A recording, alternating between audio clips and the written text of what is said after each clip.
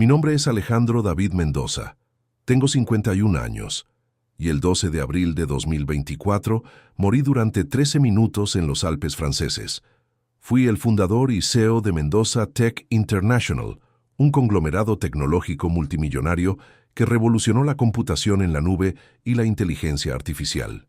A los 50 años, era dueño de 4 casas en 3 continentes, 2 jets privados, un yate que costaba más de lo que la mayoría de la gente gana en toda su vida, y había aparecido en la portada de Forbes con el titular «El hombre que construyó el futuro».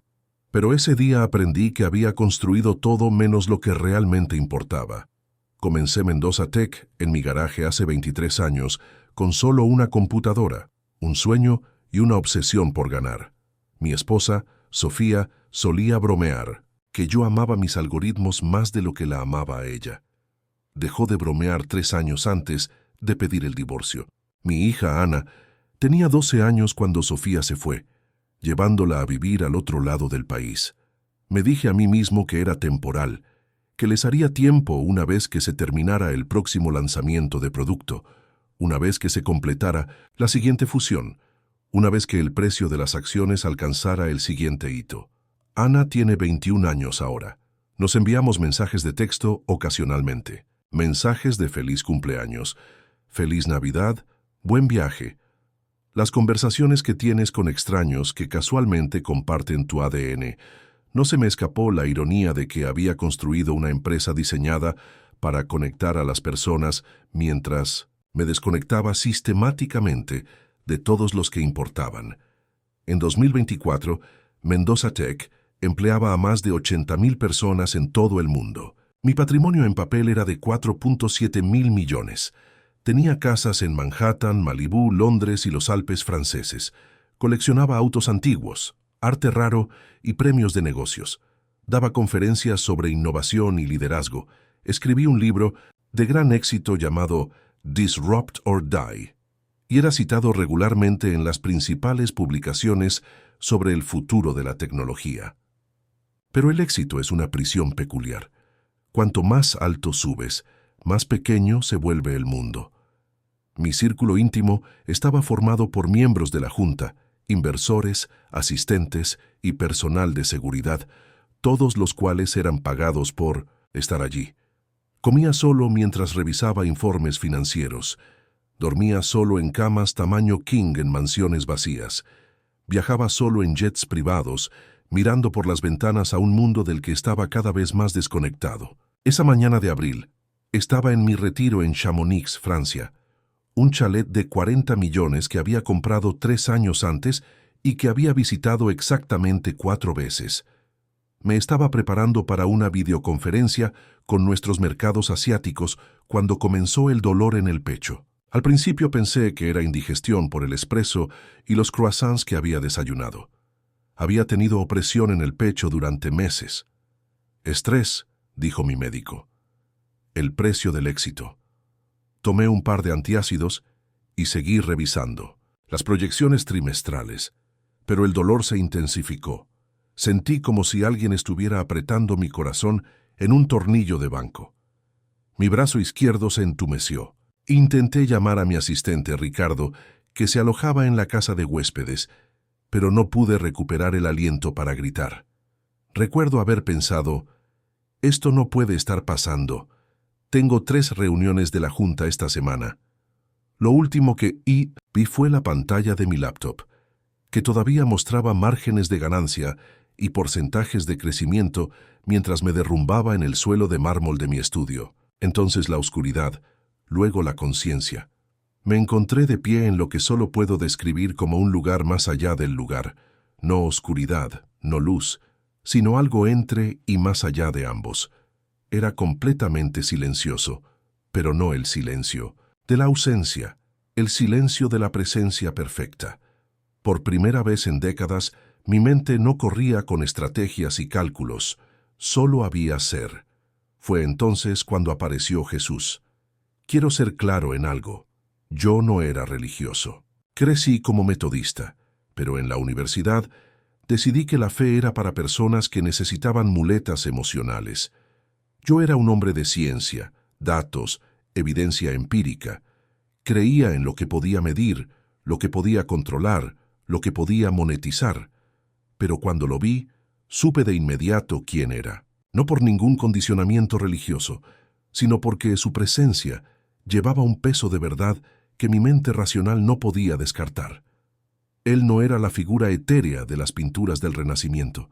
Era sustancial, real, irradiando una especie de autoridad que hacía que mis logros empresariales se sintieran como niños jugando con bloques de juguete.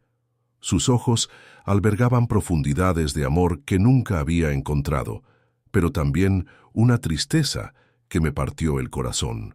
«Alejandro», dijo, y mi nombre sonaba diferente en su voz como si llevara un significado que nunca había entendido. «Señor», me encontré diciendo, aunque no había usado esa palabra en serio en 30 años.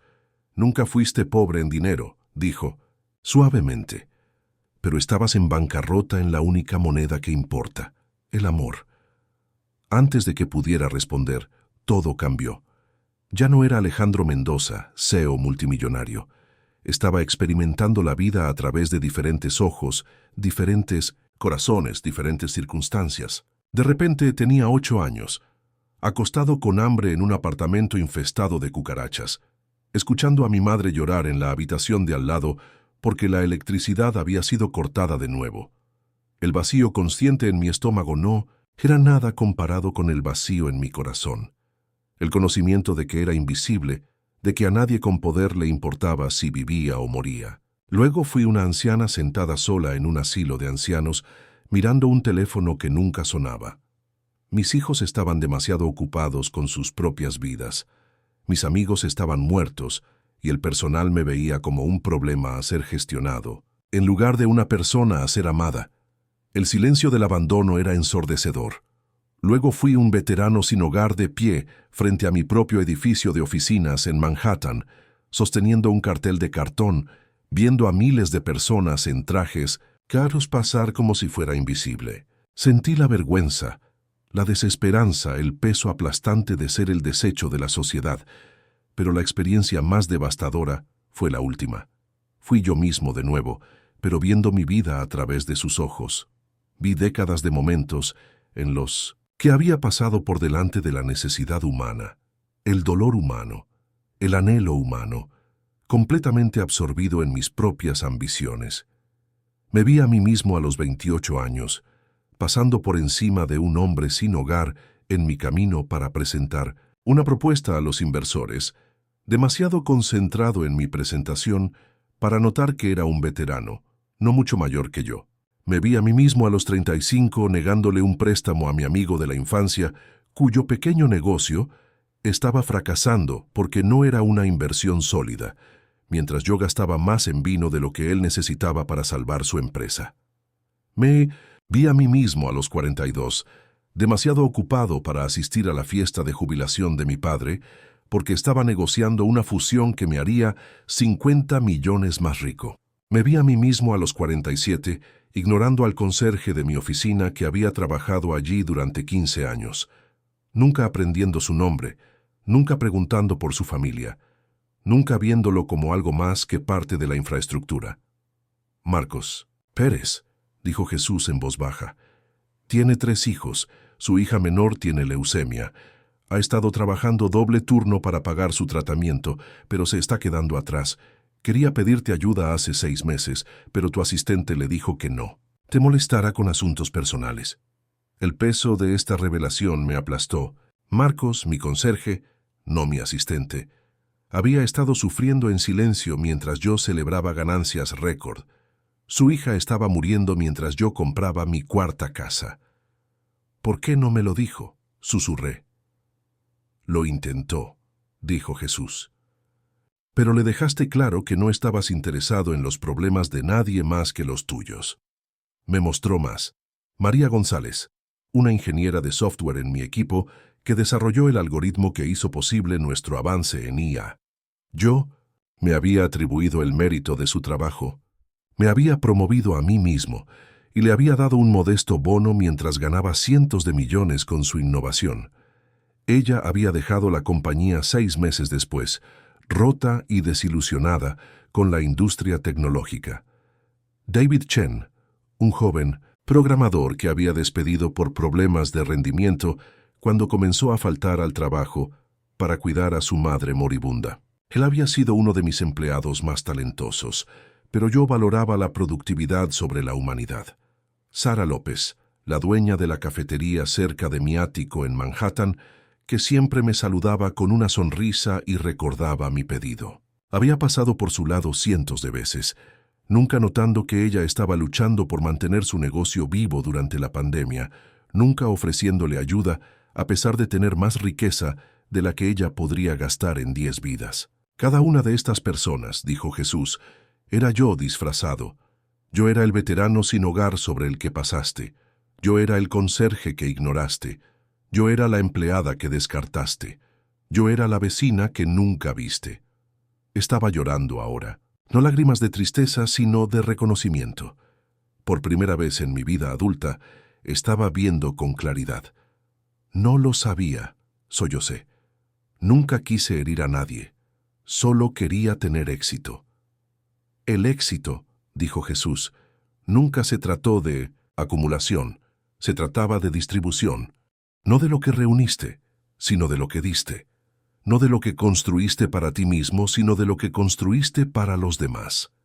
Me mostró una visión más, un momento que había olvidado por completo. Hace 5 años, un joven pasante llamado Juan Morales se me había acercado después de una reunión de la compañía. Tenía 22 años, recién salido de la universidad, trabajando por apenas un poco más del salario mínimo mientras vivía en su auto.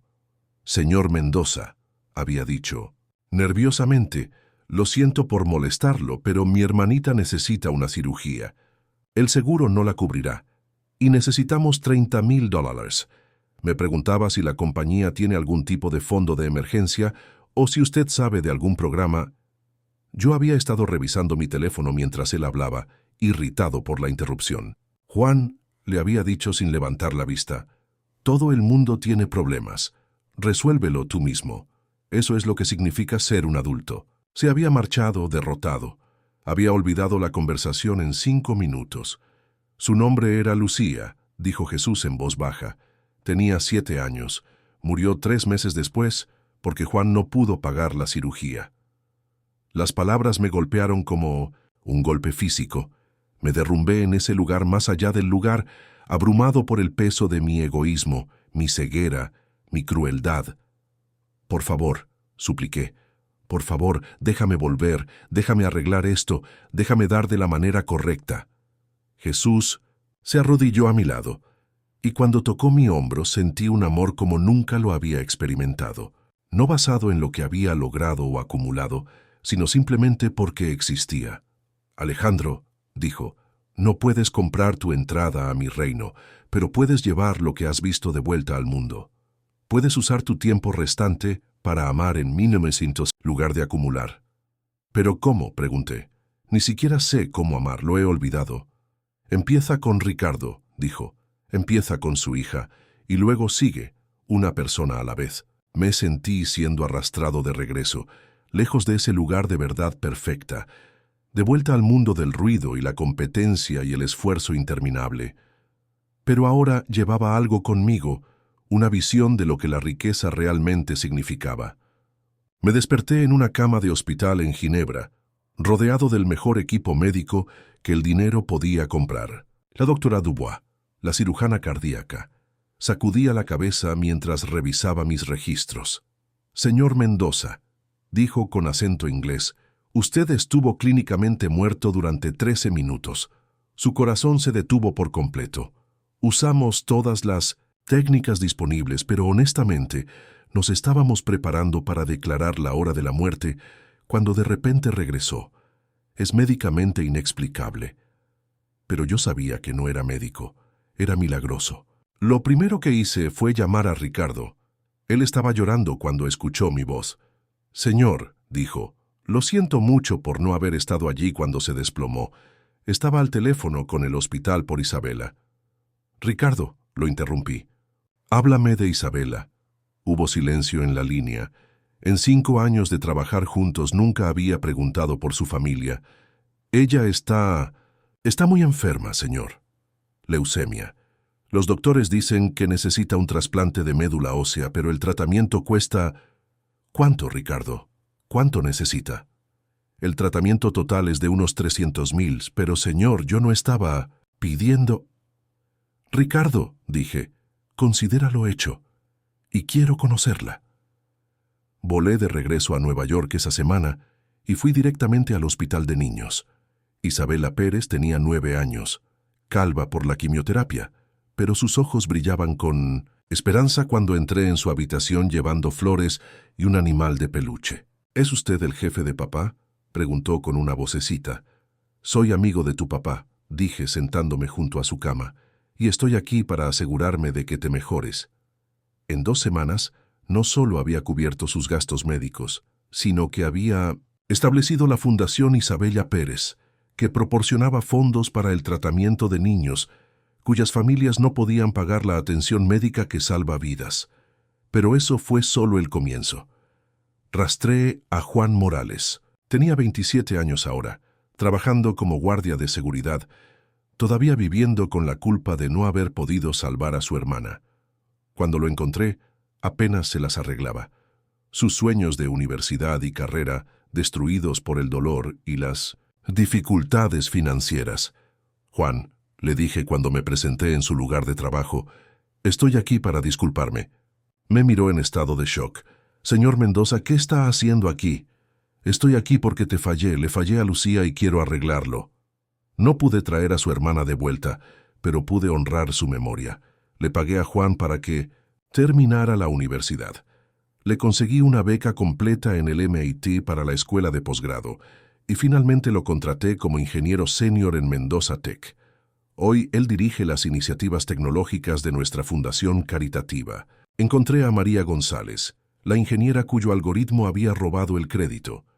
Estaba trabajando en una pequeña startup, brillante pero amargada por su experiencia en las grandes empresas de tecnología. La acredité públicamente por el avance que le había hecho ganar miles de millones a Mendoza Tech.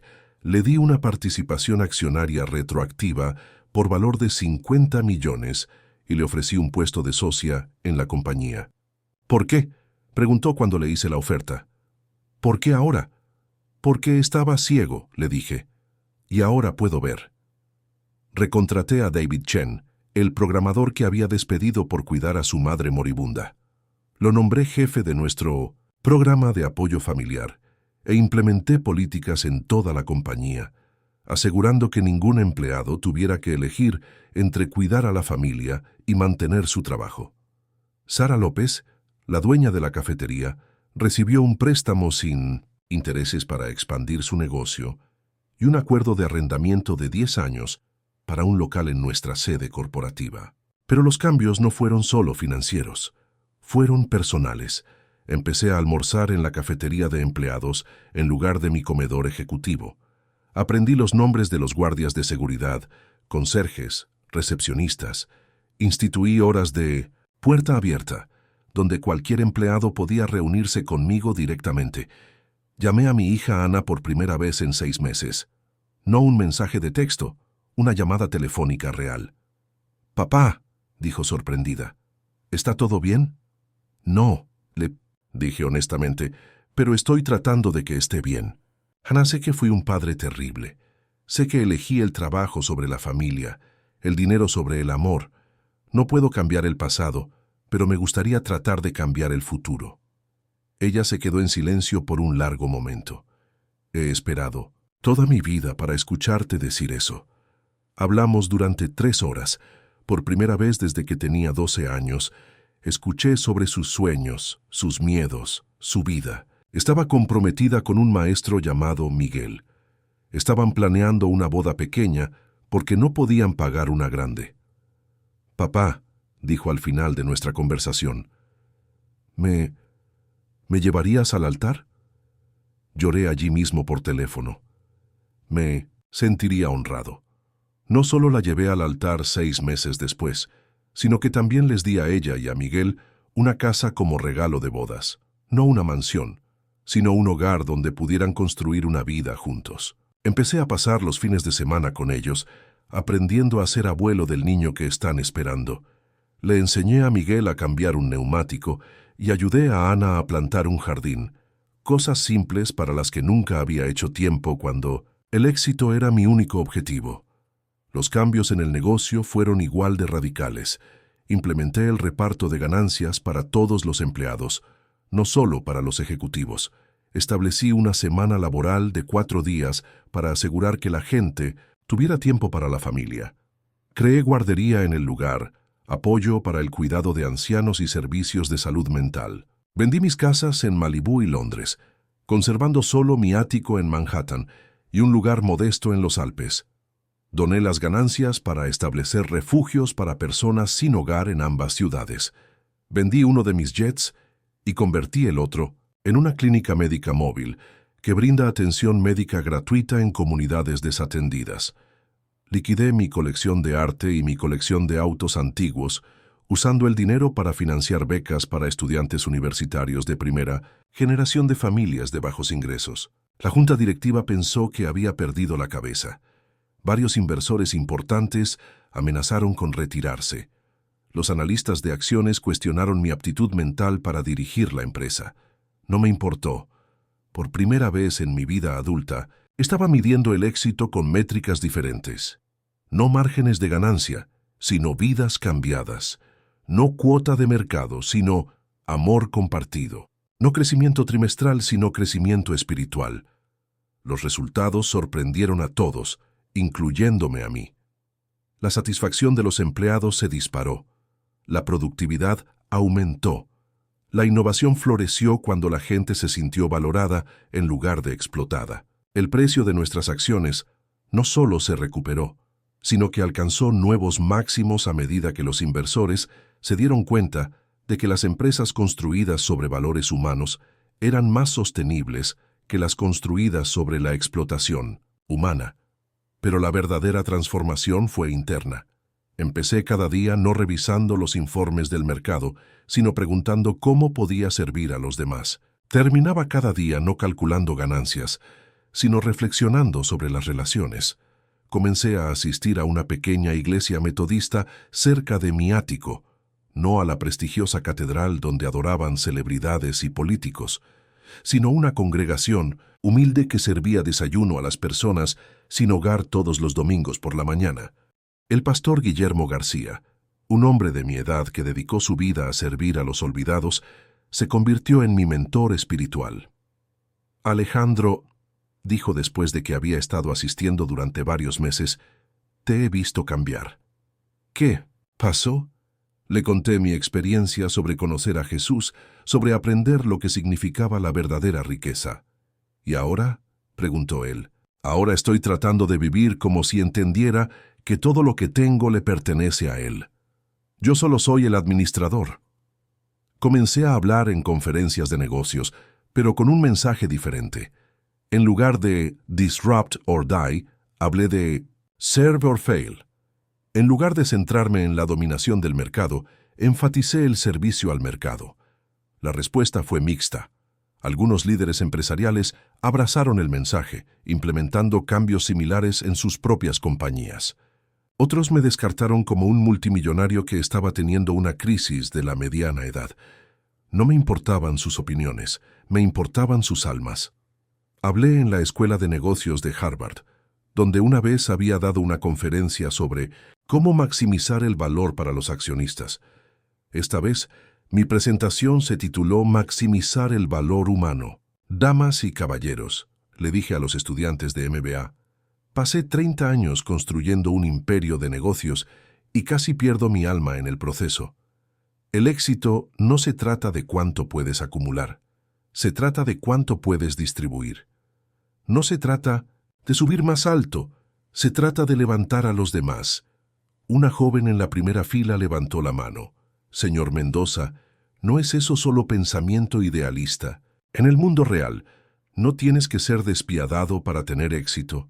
Fui despiadado, respondí, y fui exitoso según cada métrica que usa el mundo de los negocios, pero fui un fracaso como ser humano.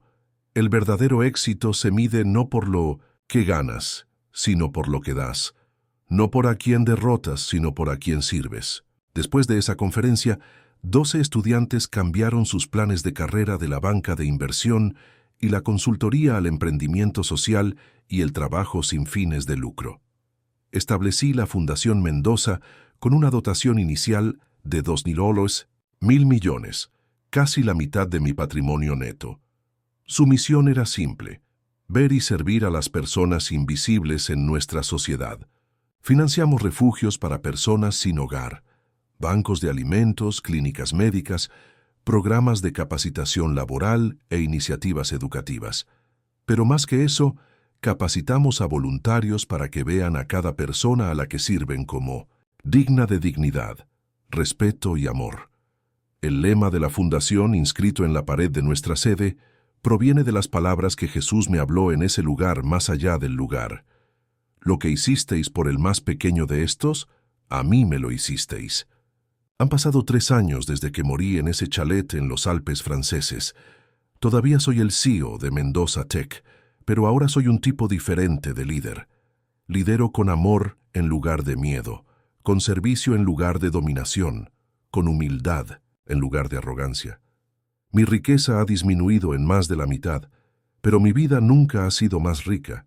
Mi calendario ya no está lleno de reuniones de la Junta y negociaciones de acuerdos, sino de visitas a hospitales, escuelas y refugios. Mis conversaciones ya no son sobre estrategias de mercado y proyecciones de ganancias, sino sobre sueños humanos y crecimiento espiritual. Tengo menos posesiones, pero más alegría, menos activos, pero más amor, menos patrimonio neto, pero más valor real.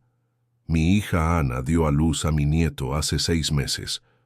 Cuando sostuve al pequeño Alejandro David por primera vez, llamado así en 1900, mi honor, lo cual nunca esperé, entendí lo que Jesús quería decir sobre la verdadera riqueza. «Papá», dijo Ana mientras acunaba a mi nieto, «eres una persona diferente al hombre que me crió. Siempre me pregunté si me amabas, pero nunca dudé de que amabas tu trabajo. Ahora sé que me amas». Ese momento valió más que cada billón. ¿Qué había ganado? Todavía enfrento desafíos. Los viejos hábitos de ambición y control mueren con dificultad.